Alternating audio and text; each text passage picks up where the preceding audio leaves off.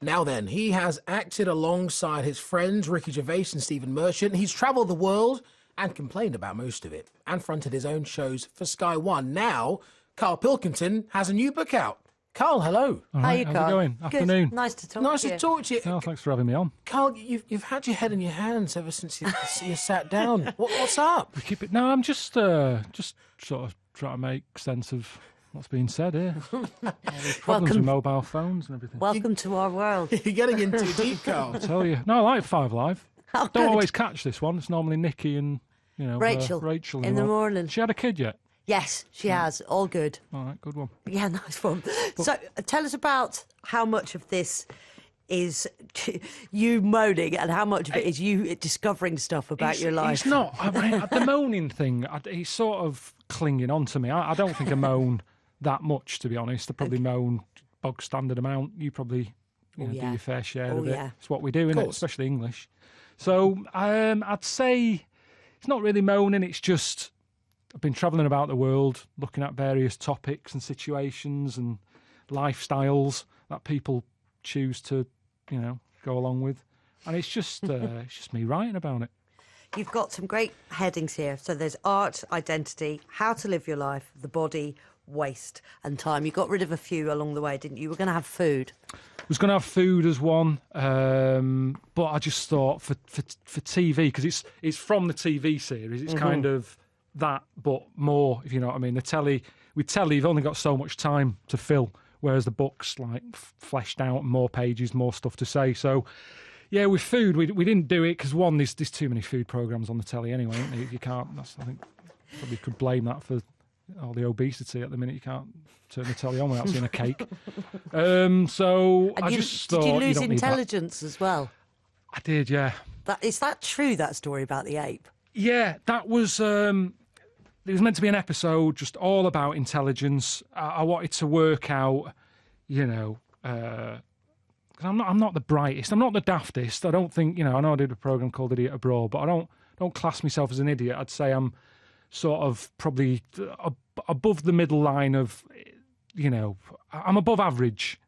I'm not going to big myself up, but above average. So I just wanted to look at intelligence. And one of the stories that we were going to do was having a game of Pac-Man with an ape in, I think he was in Japan. And, about a week before we were meant to set off, or 2 weeks, I think, got a call saying the ape's pulled out. And I was like, that's the only thing I was interested in, sort of taking on this challenge. And he pulled out, so I said, let's forget that. So we ended up changing the intelligence ep to the art episode, which surprised the producers and that, because I said I'd like to do one on art. And they were like, what do you know about art? And I'm sort of like, well, everyone's got a view on art. I think everyone likes some sort of art. You don't have to be all airy-fairy about it and, what I'm getting there from the colours is this, that and the other. You just go, I like that. Everything has an effect on you, doesn't it? I like looking at buildings, me. A lot of what I like about London is looking at buildings. I don't really want to go in them and stuff, but just different styles. So, yeah, they said, all right, then, do that. So I got involved in a load of different art and, tried my hand at it. And then obviously wrote about it in the book. So you're a man who likes taking on new information. You describe yourself as the enlightened one. I try. In the book. I do try, but I'm rubbish at it. I mean, like I say, I listen to Five Live to try and understand what's going on, but sometimes... Do we confuse you? Yeah, there's too much going on in the world, isn't there? And this, you're talking about EU stuff and all. I'm just like, am I missing something? I'm sure if I was tested, someone would say, yeah, you've got... Because everyone's got something wrong with them now, haven't they? I'm sure there'd be some initials for something that's wrong with me. But, yeah, I try. That's all you can do. You sound pretty normal. That sounds like a fairly normal reaction to those kind of things, to be honest with you. Yeah. It's amazing how intelligent some people are, though. Like, I watch University Challenge and stuff, and I just think, how are they doing that? Where have they kept all that stuff? All that knowledge? There's no way. I mean, they say we're all sort of born with the same brain that's capable, but I don't think we are we? I don't know. Mine can't keep all that stuff in. I don't, honestly, it amazes me. University Challenge is like a league of its own, though, isn't it? I mean, you know, there's stuff there that, yeah. I think they should be the ones who are answering about the EU. I think, you know, at least they'll understand it. Get them in a room, the winners, and just say, right, are we in or out? What should we do? You're listening to Karl Pilkington on 5 Live. He's going to be our guest right up until 3 o'clock. If you want to ask him some questions, 85058 at BBC 5 Live. Let's get some news and sport. On digital, online, smartphone and tablet. This is BBC 5 Live. The main headlines. A British paedophile has been given 22 life sentences for sexually abusing up to 200 young children in Southeast Asia. Richard Huckle, who's 30, admitted 71 charges against him. He will have to serve at least 25 years in prison. Security services in Ukraine say a Frenchman arrested there last week was planning 15 terror attacks before and during Euro 2016. He was detained as he tried to cross the border into Poland. Boris Johnson says the UK will have to pay out billions of pounds towards the EU budget and Eurozone bailouts if the country votes to stay in the Union. David Cameron is warning an exit vote would put a bomb under the British economy. Police in Suffolk are searching for a man after the murder of a pensioner, Peter Stewart, and the disappearance of his wife, Sylvia. Officers have named 25-year-old Gregoire Muto as a suspect. And teachers and pupils at Bridge Farm Primary School in Bristol say they were amazed to find Banksy had painted a mural on their playground wall. The 14-foot picture shows a child running with a burning tyre. All the sport now with Chris. Still graffiti, isn't it? We're getting, yes, criminal offence. We're getting lots of texts saying how excited people are to learn that that the team have arrived at the hotel, mate. I know. Well done. What have you Egyptian got for cotton us next? sheets. Anybody had a shower yet? I don't know. First thing I would do, straight off the plane, straight in the shower, get fresh, take a walk around Chantilly. Yes, England's footballers have arrived at their team hotel just outside of Paris ahead of Euro 2016. There is, though, still no word as to whether Jamie Vardy will opt to leave Leicester for Arsenal. As soon as we hear about that, we will let you know. World Cup winner Sir Geoff Hurst, though, has told 5 Live he wants to see England play fearless football in France. Young players play without fear. We did in our time. We had a good young... Alan Ball was 20, 21 years of age in the final. Man of the match. Martin Peters was 22. I was 24. Nobby Starr was 24. So Bobby Charlton, when was crying after the game, he used to be an older player, and Jack Charlton was on his knees, older players who understand the occasion. Young players like us, we just go out and playing. And I think that's the beauty of the young kids we got today. Northern Ireland, they're unbeaten in a year. They go into the Championship as one of the formed teams. But despite that, midfielder Ollie Norwood says they still welcome their unknown status. I'll let them keep thinking that we're the underdogs. You know, we've proven that we belong at the tournament. We've won our group. You know, if people want to see us like that, then that's up to them. But you know, we're excited to be here. You know, we're really looking forward to the tournament now. We can't wait to get going on Sunday. Northern Ireland kick off against Poland, 5 o'clock Sunday, live on 5 Live. We are at every game throughout the tournament. Captain Darren Clarke says Ian Poulter will be a vital presence in the European team room at the Ryder Cup after naming him as one of his vice-captains. Poulter's foot injury means he can't take part as a player. Our golf correspondent Ian Carter has more. Poulter says he'll do everything in his power to bring his usual passion and intensity to the Ryder Cup, even though he'll not be fit enough to play. He's been on the winning team in 4 of his 5 matches, so once it became clear that Poulter needed a substantial break, it was inevitable he joined Darren Clarke's backroom team. The 40-year-old has an arthritic condition in his right foot, and playing at Hazeltine is not an option. So he joins Padraig Harrington, Paul Lawrie and Thomas Bjorn as vice-captains, and Clarke will name his 5th assistant later in the summer. And the Ryder Cup takes place in the final weekend of September. Now, Johanna Konta's through to the second round of the Nottingham Open. She beat Victoria Duval of America in straight sets earlier, 6-3, 6-love. Aliaj Bedene, he plays his first round match of the grass court event in Holland this afternoon. He's about to get underway. While Roger Federer is the top seed at a tournament in Stuttgart. This is after he pulled out of the French Open with a back problem. Federer has a bye through to round 2. He says he is now feeling really well. The former WBA Super Bantam champion, Scott Quigg, has told BBC Sport he's suffered a setback in his recovery from a broken jaw. Quigg had a plate inserted after Carl Frampton shattered his jaw in their unification fight in February. That plate now needs removing because his gums have flared up. It was all healing fine. I had 2 x-rays now where the break was. That's all healed. So now, in a way, it's a bit of a nuisance, this, because if the plates were staying in, in another couple of weeks I would have been able to start sparring again. But now it's going to be, like I say, another month and a half, maybe 2 months. And the classic winning jockey turned trainer Joseph O'Brien has a first win with his first runner. Justice Frederick claimed the opening race at Gorham Park today with O'Brien's teenage brother Donica aboard. They combined to an emotional win over a horse trained by their father, Aidan. This is BBC 5 Live on digital, online, smartphone and tablet. Thank you, Chris. Quick check on the travel. In Derbyshire, 3 lanes are closed on the M1 northbound because of a van fire. Traffic's queuing between junction 29A for Markham Lane and junction 30 for Worksop. On the M1 southbound, 1 lane is blocked. There's heavy traffic because of a broken down car between junction 29 for Chesterfield and junction 28 for Alfreton. Bedfordshire, really slow traffic on the M1 southbound just after junction 13 for Bedford after an accident involving 2 lorries. There's congestion back to junction 14 for Milton Keynes. And finally in Wiltshire, an accident is blocking part of the M4 eastbound at junction 17 for Chippenham.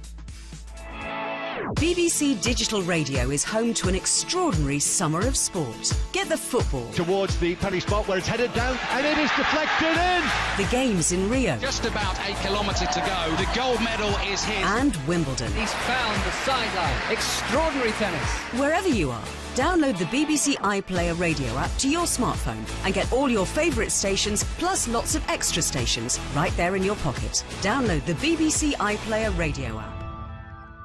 It's just after 2:30. It's his afternoon edition with Ori Aduba and Sarah Brett and Karl Pilkington with us. Oh, hello there. Karl, we've got a tweet that's come in that says, Karl Pilkington on 5 Live is getting me through the day. I could listen to him all day. You got anything on after this? Well, I think that's the only person who's saying that. What are the other few thousand saying? Well, I tell you Get what, him off. There's another. Only did 15 minutes yet. So he's still doing around. There's another 10 at least. Beryl in Gloucester. I love Karl.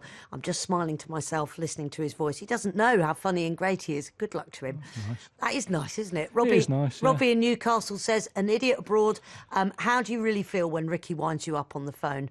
I mean, the camel ride and staying with the Bedouin family was a classic, but Ricky seems to press all your buttons and you're a star, he says. He did, and it did annoy me. What happened I don't know again? what it says about people. Like, why do they like watching people in uncomfortable things? Because the moaning of life is me.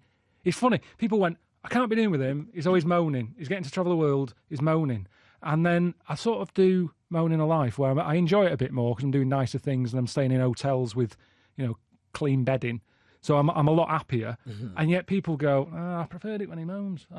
People seem to like to watch people being annoyed, don't they? Well, it's such a British thing, though, isn't it? That's what, because we always moan, we complain, that maybe that's it. And you have this sort of everyman status that you're just a regular guy. I think that's what you'd call yourself, right? Yeah, I suppose. And that's probably what they want to see. But what I'm also interested in, Karl, is that you have invented or reinvented the travel show. Oh, sorry about that.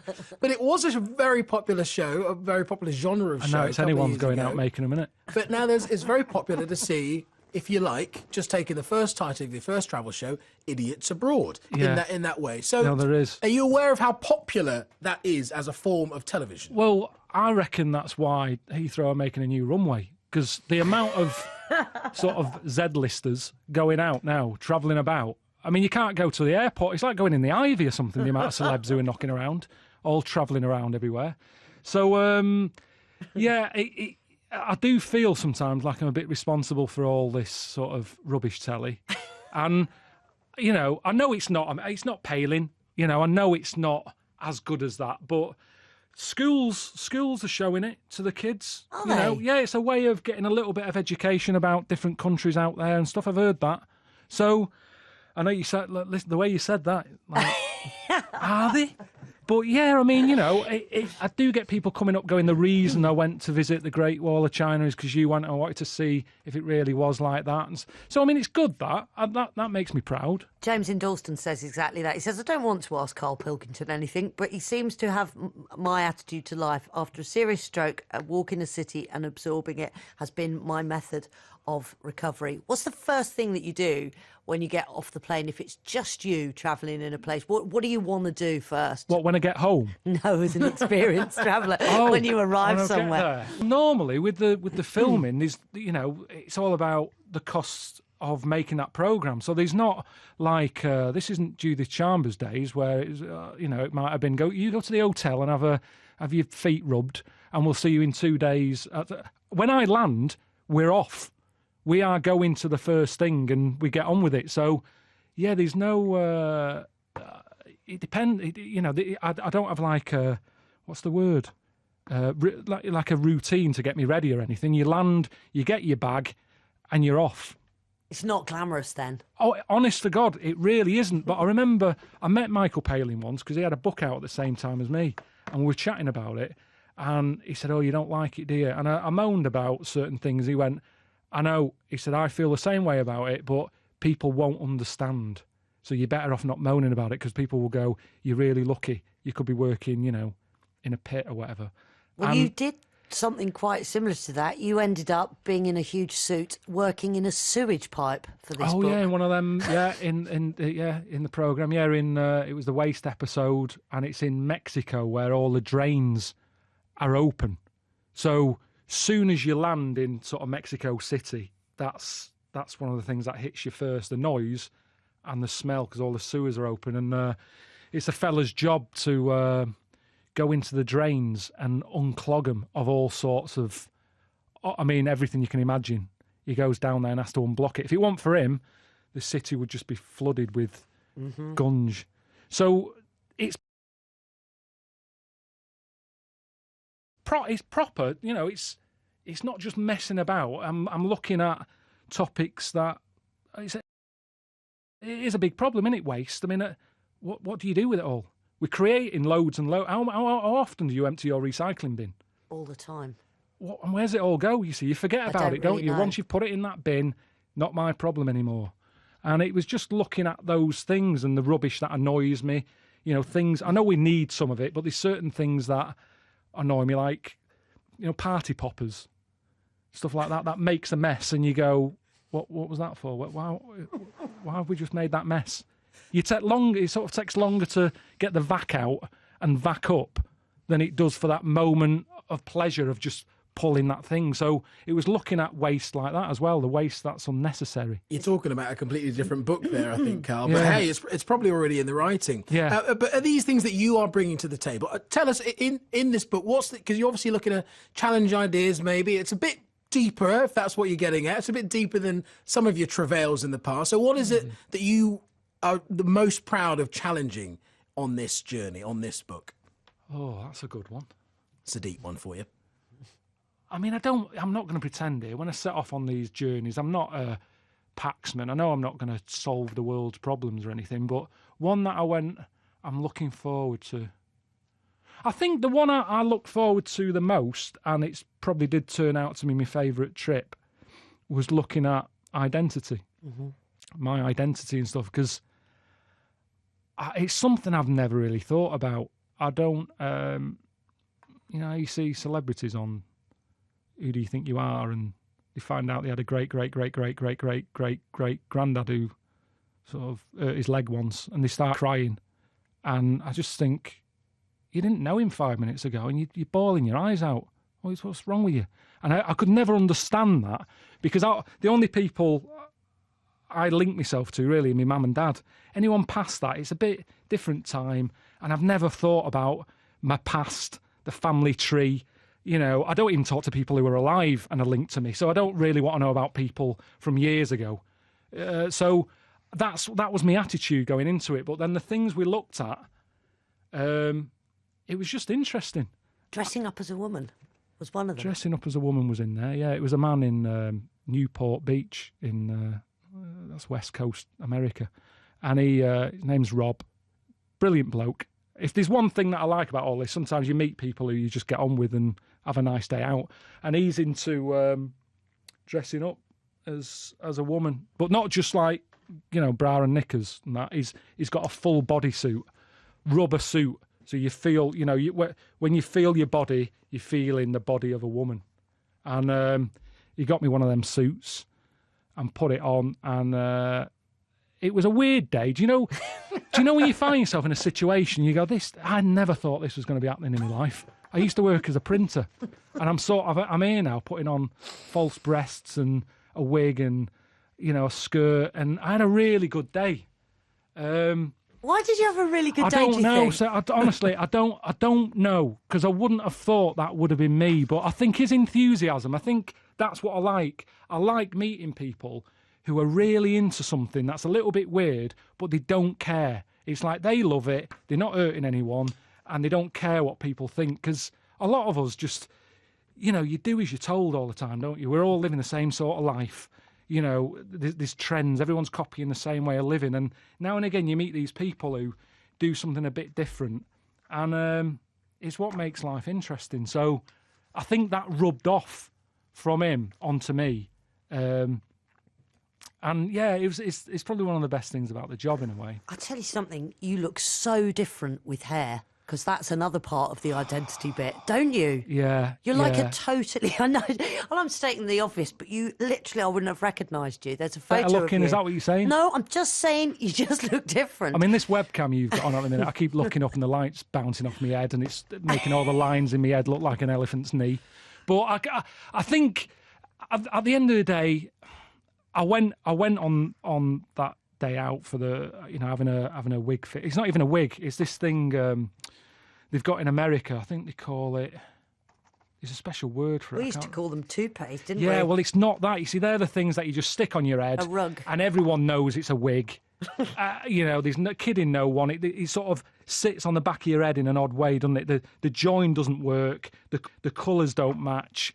It's rubbish. Whereas this new system they've got, it's real hair, and they glue it onto your head and then cut the false hair into your hair, so it all blends in.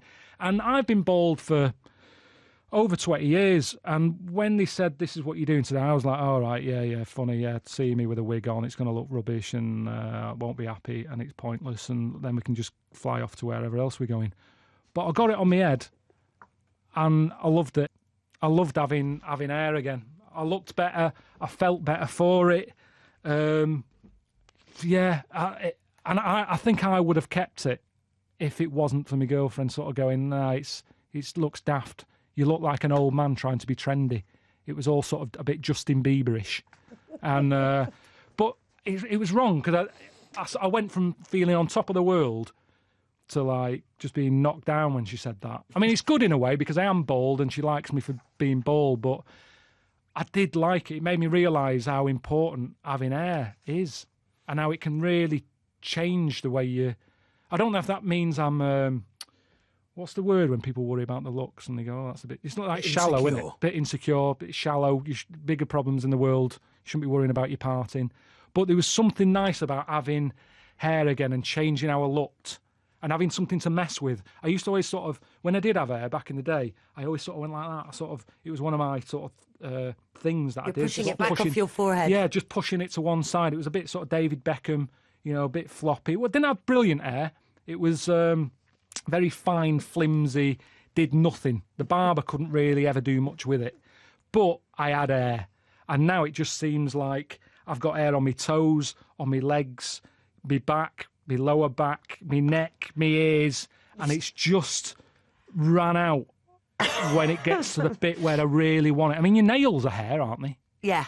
Same and you never get anyone sort of saying, I've got bald nails. I'd be happy with bald fingers if I could have hair on my head. I don't quite understand why it's always the head. Well, it is an issue that a lot of men, they suffer from that insecurity of not having hair. But it's something that Ricky and Stephen didn't stop taking the mickey about. No. They always went on about the bald head. And in a way, maybe if I wasn't bald, I wouldn't be here doing what I'm doing today. Maybe it was an easy thing that they picked up on and... they ran with it. So maybe I'd have a different life. It's the, like sliding doors. The lives you have, the difference. Because hair does make a difference. You're laughing. But that fella I met in Atlanta with the hair system, he said how... The hair system.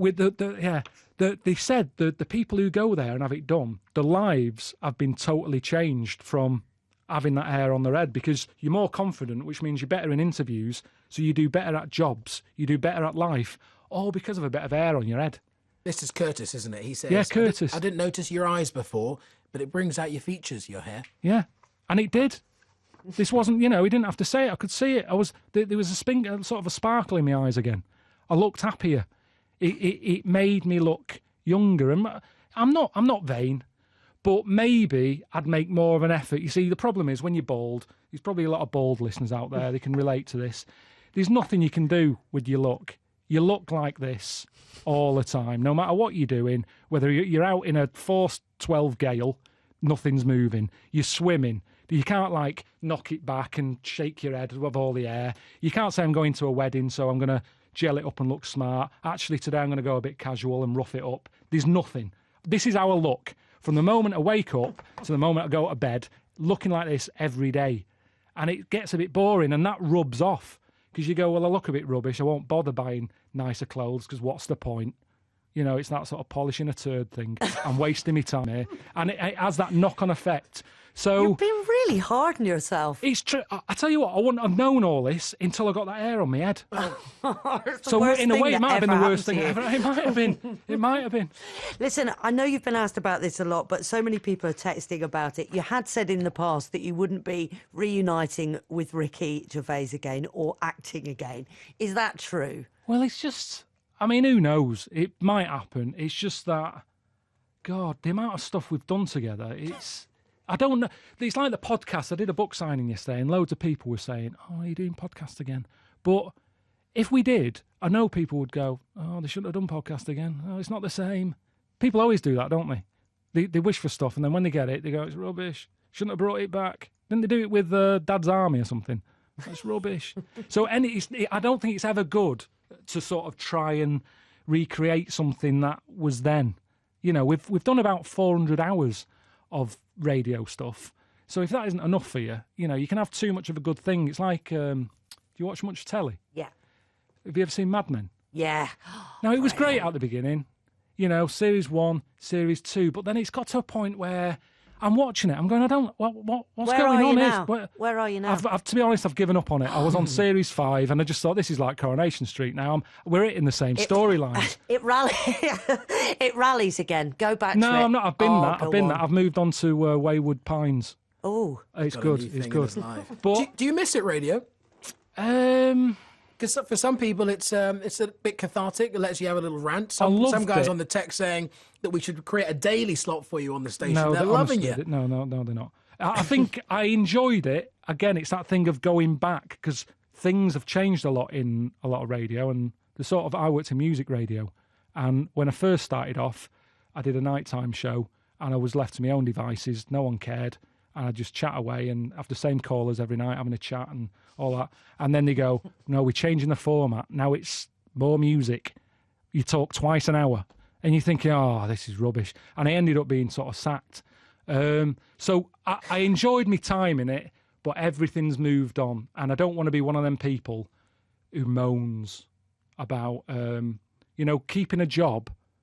Especially in radio, it happens a lot. You must know some producers there who have been there so long that they walk about in slippers. They're that comfortable in the job that they're walking about, and they've been there for years, and they've got glasses on a little thing around the neck, and they're moaning and they're going on about the days when, I don't know, Diddy Hamilton was there or whatever. And you just think, I don't want to be like that. You've got to keep moving forward. And I think I'm pretty good at that. I've done a lot of jobs, and you've got to know when to call it a day. And I honestly think I'm on the edge here of the end, which isn't bad. It's just the start of something else. I've got to find something else to have a go at. What do you mean you're on the edge of the end? Because it's like you said before, I've become sort of chucked in with all these other celebrity shows you're talking about. And I don't want to be part of that. So I've done this for long enough. There'll be enough people texting and tweeting into you going, I can't believe he's still getting away with doing what he does. And it's about knowing when to just say, yeah, that's been a good run. You know, I've done 7 books. I've made 30 episodes of travelling about. And good on Michael Palin. I mean, I don't know how he does it. David Attenborough, how has he done it? Are we ever going to get anyone like that again with that much patience, who can keep going and be that enthusiastic about what he does? And with that much gravitas and weight. Oh, it's amazing. But I just think, I don't know what it is. I don't know if we're a different species now. I mean, he's 90, so we could be. I don't know how long it takes for us to change. But you're setting the bar pretty high for yourself if you're thinking Attenborough, Carl. to be honest, Thanks aren't you? for your support I there. think you're amazing, but, you know, we're talking about David Attenborough. He's like not even a human Yeah, being, but you've got to, you know, you've got to aim high, haven't you? Who do you I sort of look up to? I try not to. Kirsty Walker? My mum. Who's I don't know who's good in your field. She's brilliant. You're absolutely right.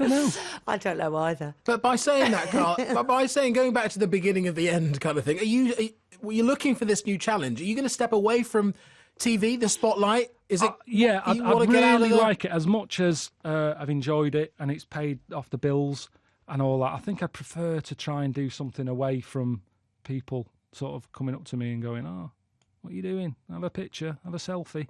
It's weird because most people who get into this line of work almost do it because they like that, whereas it all happened by accident for me, and I find it a bit overwhelming at times that when strangers come up and it's not really what I like. So it's nice for people to say they enjoy something you do, but it's also a bit not what I'm about, if you know what I mean. You mentioned Justin Bieber. Not long ago, he put out a statement online saying that he would not take any more selfies with anybody. You can't do that though, can you? It's part of the gig, isn't it? You can't have the good stuff without having the bad stuff. Yeah, it's that, isn't it? You know, you've got the different coloured Smarties or whatever. They're all part of it. You know, you can't expect people to watch your programmes, read your book without wanting a selfie or whatever. But it's just weird because even my mum and dad don't have pictures of me about the house. So it's weird that strangers want a photo of me. But it's the world we live in now, isn't it? Some people don't even say anything. They just come up and stick a camera in your face and take a picture and run off again. And I find that all a bit weird. What are you going to do instead? I've been thinking about it. I mean, I only finished a book a couple of months ago, really, so I haven't really had time. I'm just trying to forget everything. I'm trying to teach myself the ukulele at the minute. Oh, how's that working out? Not good, because I'm probably too old and my fingers are set in the ways and you have to sort of stretch them a little bit and stuff. But I'm watching YouTube videos, seeing how I'm getting on. But you've learned a lot, haven't you, from amazing people that have done great things. One of the chapters is how to live your life. And there's that woman who's... Yeah. What a legend, Martha, who is still into adrenaline junkie style stuff where she jumps out of planes and... How old is she? She was 92 then, and it must be coming up to a year. She's still around, still knocking around. But I don't know, I've never had that thing in me. I don't need that rush. I'm too scared for that sort of thing. And maybe when I'm 92, it's easier to take the risk because it's like, well, how much longer have you got anyway? So you might as well jump out of a plane, but without a parachute when you're getting that old. But I just kind of think that's, in a way, what that taught me is life is a long game. And if you're lucky, and you don't know what's around the corner. I never planned any of this. I haven't spoken, to you until today, have I? No. So there's always something new every day. So try and get something out of it, even if you don't enjoy it. Good way to surmise. Well, we really enjoyed speaking to you. Thanks for having me on. So thank you very, very much indeed. Karl Pilkington, the book's called More Moaning. I feel bad that I feel like Karl's sort of saying goodbye. You're not saying goodbye, are you? Is this the big goodbye? See ya. Oh, he's going. There it is. That's it. That's the end. It's the end of Karl Pilkington. Getting at the end. Who'd have thought it? Here, the exclusive. Good night. Nice to have seen you, Karl. Glad to have you on. We're going to move on, believe it or not, because there's more life after the old